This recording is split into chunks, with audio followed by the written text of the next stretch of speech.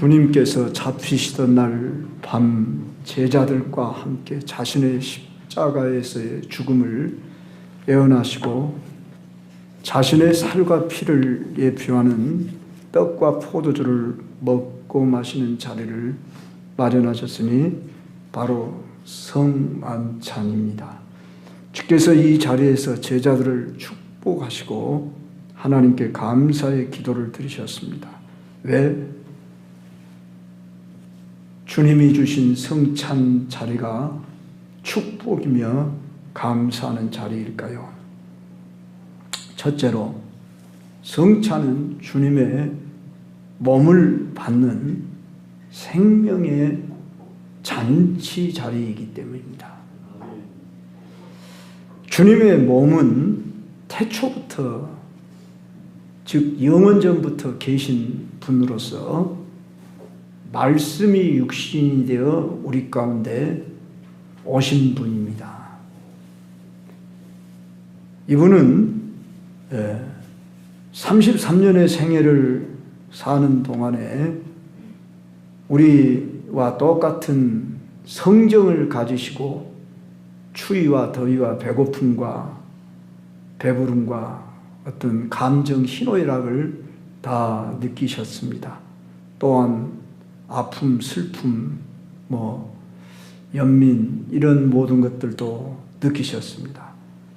그런데 친히 당시에 가장 극악무도하다고 하는 로마 군병들의 그 사형의 틀에, 즉 십자가에 자신의 살과 피를 내어주셨습니다.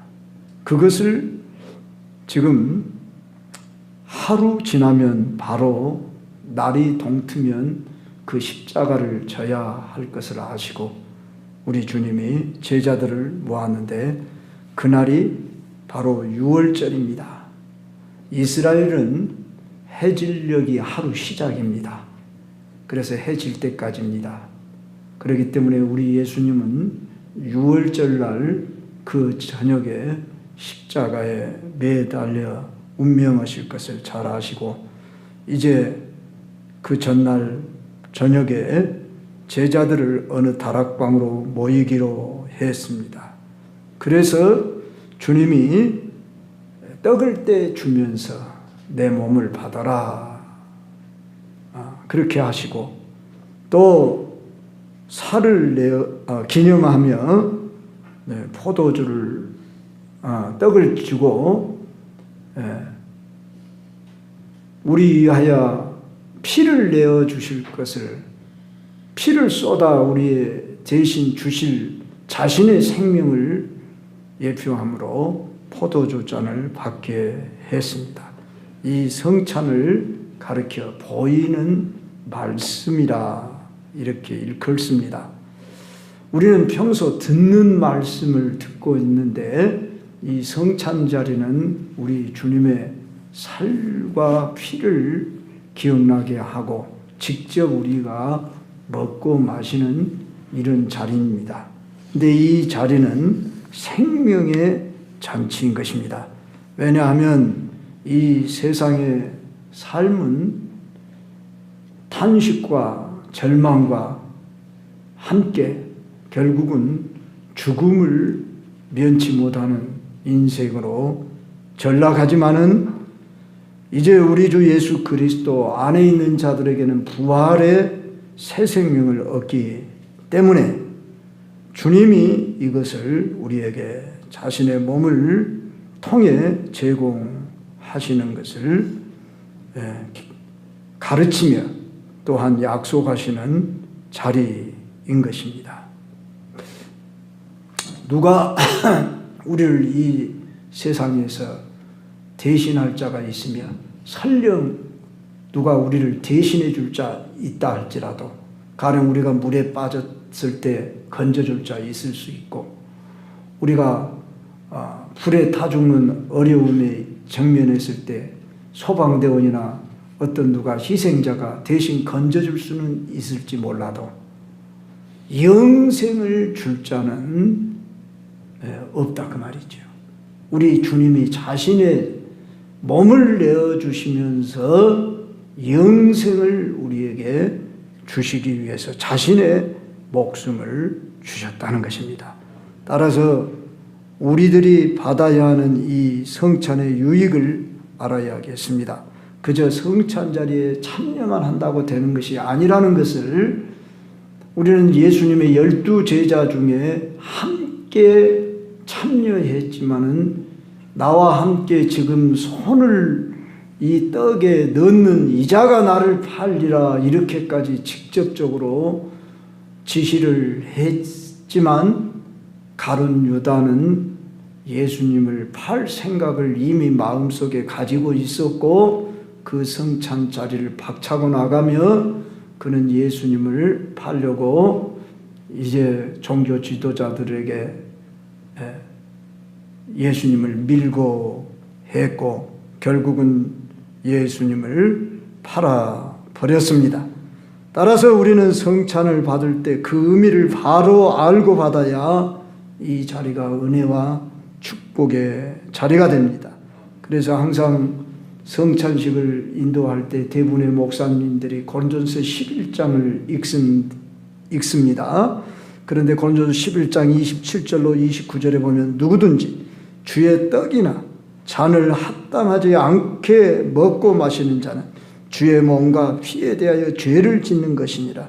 사람이 자기를 살피고 그 후에야 이 떡을 먹고 이 잔을 마실지니 주의 몸을 분별하지 못하고 먹고 마시는 자는 자기의 죄를 먹고 마시는 것이라 했습니다. 우리도 오늘 이 성찬에 대할 때 자신을 살피며 먹고 마시는 자리가 되도록 해야 합니다. 즉 나의 죄 때문에 희생당하신 예수 그리스도의 몸에 참여하는 이 은혜에 내가 감사하며 참여할 수 있어야 되겠다. 그런 말씀. 두 번째로 성찬은 죄 사함을 받아 주와 함께 교제하는 자리로 초대하기 때문에 이 자리가 축복의 자리다. 그런 말씀입니다. 자, 죄 사함을 받는다고 할 때 오늘 본문 말씀 중에 28절 보면은 이것은 죄 사함을 얻게 하려고 많은 사람을 위하여 흘리는 바 나의 피 곧 언약의 피니라. 그렇게 예수님 말씀합니다. 예수 그리스도의 피만이 우리의 죄 문제를 해결할 수 있는 유일한 피다. 왜 그렇습니까? 예수님의 피는 곧 생명을 의미하는데 예수님은 무죄한 자로 하나님의 아들로 우리의 죄 문제를 해결할 수 있는 유일한 피가 되시기 때문에 자신의 목숨을 내어줌으로써만 우리의 죄 문제를 해결할 수 있기 때문에 그 피로서 즉 생명을 내주면서 우리를 살리신다고 하는 것을 상징하는 의미에서 이 잔을 받아라 이렇게 한 것입니다. 오늘 인생에 있어서 왜 인생에게 고통과 슬픔과 좌절과 결국은 절망에 빠지고 공허하고 무력해지느냐. 서로 관계 속에서도 갈등 분쟁이 있느냐. 그러면은 죄 문제가 해결되지 않았기 때문입니다. 그래서 일찍이 다윗은 사죄의 은총을 이렇게 노래했습니다. 허물의 사함을 받고 자신의 죄가 가려진 자는 복이 있도다. 마음에 간사함이 없고 여호와께 정죄를 당하지 아니하는 자는 복이 있도다. 그랬습니다. 은총 중에 은총이 죄사함의 은총이라는 사실입니다. 바로 이 죄사함은 오직 예수 그리스도의 피로서만 되어지는데, 즉 생명 내어줌으로 그 생명이 우리 안에 적용될 때만 가능하기 때문에 우리가 마음으로 믿고 입으로 고백한 바를 오늘 또 실제로 예수님의 피를 상징하는 이 포도주 잔을 받을 때 내 혈과 내 몸속에 이 포도주가 들어오는 순간 우리 혈관에 이게 퍼지듯이 우리 주 예수 그리스도께서 내 죄를 사하시려고 약 2000년 전에 저 갈보리 십자가상에서 피를 쏟으셨다 하는 사실을 내가 몸소 느끼고 체험하는 그러한 시간이 됩니다. 그러므로 여러분이 더욱 잔을 받을 때에 여러분에게 이 잔의 감각이 여러분 몸체 안에 흐를 때에 더욱 주님 십자가의 은혜를 감각적으로 여러분이 느끼고 여러분이 주 앞으로 이 몸밖에 드릴 것 없어 이 죄인의 몸을 드립니다 하고 나아가신다면 주님의 은혜가 여러분에게 임하셔서 아버지와 사귐을 갖게 된다는 것입니다. 요한일서 1장 7절에 의하면 그가 빛 가운데 계신 것 같이 우리도 빛 가운데 행하면 우리가 서로 사귐이 있고 그 아들 예수의 피가 우리를 모든 죄에서 깨끗하게 하실 것이요 그랬어요. 하나님은 거룩하신 분이고 의로우신 분이기 때문에 우리가 의롭다 함을 받지 못하면 그와 사귐이 있을 수가 없습니다. 그러므로 예수 그리스도 피 안에서 의롭다 함을 받은 자들, 죄를 고백하면서 그와 관계가 회복되도록 길을 열어놓으셨으니 요한일서 1장 9절로 10절에서는 만일 우리가 우리 죄를 자백하면 그는 미쁘시고 의로우사 우리 죄를 사하심 우리를 모든 불의에서 깨끗하게 하실 것이요 만일 우리가 범죄하지 아니하였다 하면 하나님을 거짓말하는 이로 만드는 것이니 또한 그의 말씀 우리 속에 있지 아니하리라 그랬습니다. 그러므로 우리는 이미 주께서 우리의 죄를 사하셨지만 또 현실적으로 주님의 은혜 없이는 살 수 없습니다 하고 나는 주님의 은혜가 필요하고 자비와 긍휼함이 필요해서 이 잔을 받습니다 하고 이 잔을 받을 때에 여러분은 성만찬의 힘을 얻어서 즉 예수 그리스도의 그 피의 은혜에 감사 감격하며 그 피의 권세를 노래하고 그 피의 권세를 자랑하면서 피가 주는 그 힘과 능력을 받아서 여러분 자신을 이겨야 합니다. 죄를 이겨야 합니다. 세상에 나가셔서 여러분이 어둠을 이겨야 됩니다. 악을 이겨야 합니다. 그 근거가 뭐냐? 오늘 성찬을 받아서 여러분이 그 한순간 어느 의식에 참여했다 그렇게 생각지 말고 주님이 주시는 이 피의 권세와 능력을 힘입어 내가 주와 함께 나가 승리하겠습니다. 그렇게 다짐하시길 바랍니다. 그런 의미에서 우리 찬송가 268장 한번 띄워보주세요. 죄에서 자유를 얻게 하면 보혈의 능력 한번 찬송합시다. 죄에서 자유를 얻게 하면 보혈의 능력 주의 보혈 시험을 이기고 승리하니 참 놀라운 능력이로다. 주의 보혈 능력이 또다. 주의 피 믿어 주의 보혈 그 어린 양의 매우 귀중한 피로 마지막 절 주보다 더 희게 더 열제모 보혈의 능력 주의 보혈 날마다 나에게 찬송 주니 참 놀라운 능력이로다. 주의 보혈 능력이 또다. 주의 피 믿어 주의 보혈 그 어린 양의 매우 귀중한 피로다. 세 번째로 성찬은 아버지의 나라에서 새 것으로 마시는 축복의 자리를 약속하기 때문에 참 유익이 있습니다. 주께서 제정하신 이 성만찬이 축복이요 감사의 자리인 것은 이 자리에 참여하는 여러분이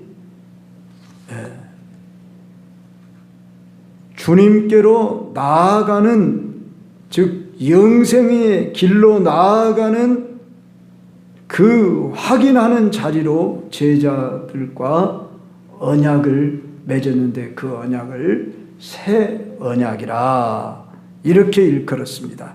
그래서 요한복음 6장 47절로 57절에 보면 진실로 너희에게 이르노니 믿는 자는 영생을 가졌나니 내가 곧 생명의 떡이라.